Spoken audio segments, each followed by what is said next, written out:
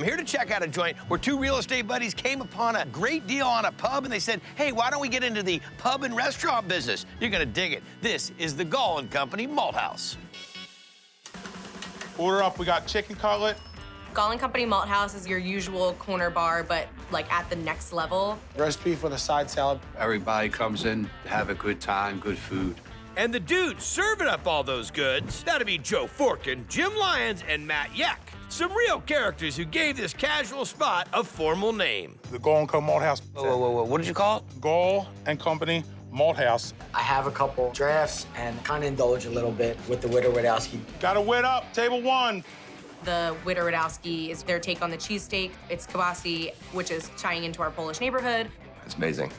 Now what are we into? The Witowski, that's what it's called. So in Philly, you get a cheesesteak with onions or without onions. We added a ski on the end, so now we Polishized the without ski.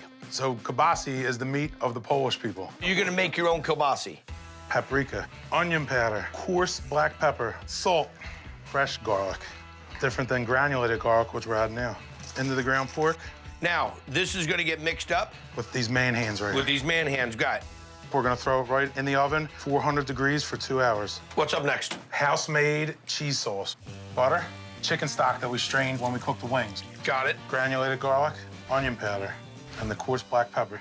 I'm gonna whisk it with this professional whisk we got here. And what's going on with the cheese here? So that's a sharp American cheese. I like it. So this is the kielbasa loaf. Slice it almost like a lunch meat. Like a what? Like a lunch meat. Deli meats, or what do you call them? Lunch meat. We're gonna launch it into your mouth. Who would have thought of kielbasa launch meat? And these are house-cut fries, double fried? There you go. Add some caramelized onions right on there. Finish it off with the cheese sauce. Okay.